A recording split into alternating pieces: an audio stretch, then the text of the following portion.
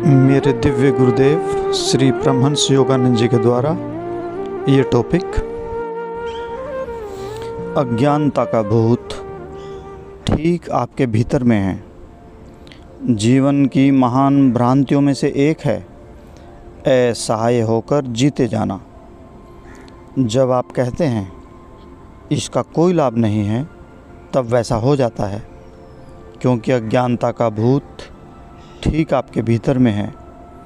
अज्ञानता का अर्थ है उस शक्ति का प्रयोग न करना जो ईश्वर ने आपको दी है। आप वही हानिकारक बातें प्रतिदिन बार बार क्यों कहते और करते हैं? यह सोचना कि आप अपनी इच्छा के अनुसार बदल नहीं सकते, यह एक भ्रम है। आपको बदलाव करने, हानिकारक आदतों को तुरंत दूर भगाने में अवश्य सक्षम होना चाहिए। जब आप ऐसा करने की ठान लें, अधिकांश लोग सदैव एक भविष्य वचनीय विशिष्ट पद्धति से व्यवहार करते हैं, क्योंकि वे आदतवश हो चुके हैं।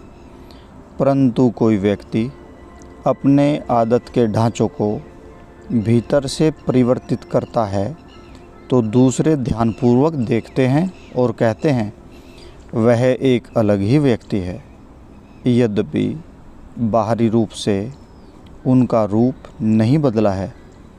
दिन पर दिन एक जैसे न बने रहें, भीतर झांकें और देखें कि क्या अभी भी उन्हीं पुरानी आदतों से बंधे हैं जिन्हें लोगों ने बरसों से पहचाना है। यदि आप वैसे ही हैं तो ज्ञान की खड़क उठा लें और उन आदतों को काट फेंकें। तत्पश्चात अपने ईश्वर प्रदत्त विवेक के प्रयोग द्वारा अपने जीवन का पुनर्निर्माण एक सुयोग्य छवि बनाने में करें।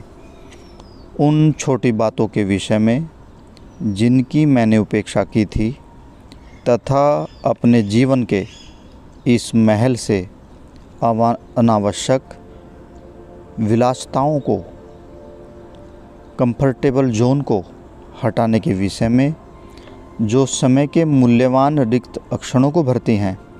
मैंने इस नव वर्ष के लिए कुछ संकल्प किए थे।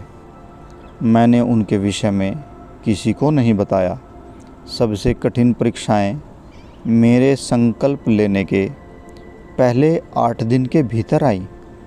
प्रत्येक वस्तु मुझे उन्हें तोड़ देने के लिए युक्ति संगत प्रतीत होती थी, परंतु प्रथम जनवरी को ईश्वर की सहायता से मैंने अपने मन से सभी विरोधी प्रवृत्तियों को दृढ़तापूर्वक हटा ही दिया। अतः कुछ भी मेरी इच्छा शक्ति को झुका नहीं सका। जब आप कहते हैं कि मैं नहीं बदल सकता, तब आप अपने स्वयं के सबसे बड़े शत्रु हैं।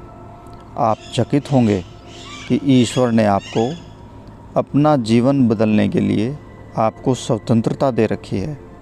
उस समय तक प्रतीक्षा न करें जब तक शरीर बीमारी से जर्जर नहीं हो जाता। तब तक यह मन को दुर्बल नहीं कर देता, क्योंकि तब लड़ाई और अधिक कठिन हो जाती है। मैं आपसे आपके बुढ़ापे के बारे में बात कर रहा हूँ। जो बदलना है उसे अभी बदलें। आप मांस और रक्त नहीं हैं, आप इस शरीर में प्रकाश हैं। अनश्वरता के इस छोटे से आकार में पिंजरा बंद है और यह बाहर निकलना चाहती है। हाल ही में 2 शिष्य मेरे पास खड़े थे। अचानक मैंने उन्हें एक एक्सरे की भांति देखा। मांस और हड्डियाँ, अंग, सब कुछ और एक महान प्रकाश उनकी ओर से आ रहा था। जब ईश्वर आपके साथ हैं तो सारा पदार्थ बिजली की परछाइयों में बदल जाता है। प्रत्येक वस्तु आकाशीय हो जाती है। ये अनुभव कल्पना के मिथ्या कथन नहीं हैं, वे सत्य के प्रकटीकरण हैं। ईश्वर इस तरह से भी दर्शन देते हैं। ईश्वर ही सर्वाधिक प्रेम करने योग्य सत्ता हैं। कदापि न सोचें कि ईश्वर आपकी प्रार्थनाओं के उत्तर नहीं देते। प्रत्येक शब्द जो आपने उनके प्रति फुसफुसाया है, उन्होंने अपने हृदय में लिख लिया है और किसी दिन वे आपको उत्तर देंगे। यदि आप उनकी ओर उन अनेकों ढंगों से जिससे वे प्रत्युत्तर देते हैं प्रतीक्षा कर रहे हैं, तो आप जानेंगे कि वास्तव में वे आपको प्रत्येक बार उत्तर देते हैं। यदि आप अति उत्सुक हैं तो वे उत्कृष्ट ढंगों से उत्तर देंगे। केवल दृढ़ता द्वारा उन्हें आने के लिए फुसलाया जा सकता है। ईश्वर विश्व में सर्वाधिक प्रेम करने के योग्य सत्ता हैं। प्रत्येक वस्तु जिसे आप चाहते हैं वे ईश्वर में हैं। किसी अन्य वस्तु की खोज करना एक बहुत बड़ी भूल है। मैं अपने समय का एक मिनट भी नष्ट नहीं करता हूँ। मैंने उस प्रत्येक वस्तु को अलग कर दिया है जो मुझे उनकी राह से रोकती है। ऐसी प्रसन्नता मैं कदापि अन्य कहीं नहीं पा सकता। मैं ईश्वरीय चेतना की उस अवस्था में रह रहा हूँ और जहाँ मैं हूँ मैं चाहता हूँ आप भी वहाँ आए। मैं उनके प्रेम का परस्पर आदान प्रदान उन्हें अपने साथ अपने परमपिता के प्रेम में ले जाकर प्राप्त करना चाहता हूँ, जिनके प्रेम को मैंने प्राप्त किया है। एक बार जब मैं बहुत छोटा था, मेरे परिवार ने मुझे विवाह करने के लिए मनाने की कोशिश की। मैंने होने वाली वधू को देखा और मैंने सोचा कि उनका चेहरा उन सब से अधिक सुंदर है जिन्हें मैंने देखा था। मैंने ईश्वर को कहते सुना, तुम विवाह क्यों नहीं करते? परंतु मैंने उनसे कहा, क्या आप अधिक आश्चर्यजनक नहीं हैं? मैं वह चेहरा नहीं चाहता, मैं आपको चाहता हूँ जो उस चेहरे के पीछे हैं।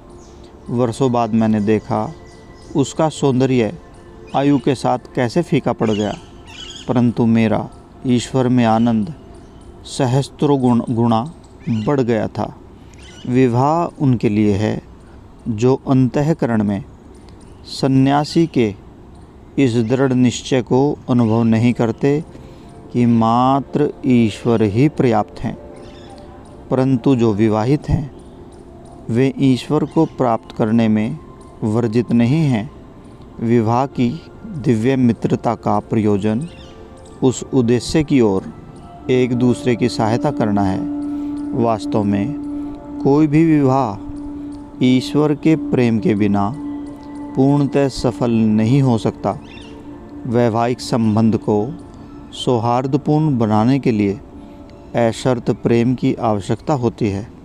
उस प्रेम के बिना और एक दूसरे में विश्वास के बिना पति और पत्नियां अपने जीवन को कैसा नरक बना लेते हैं।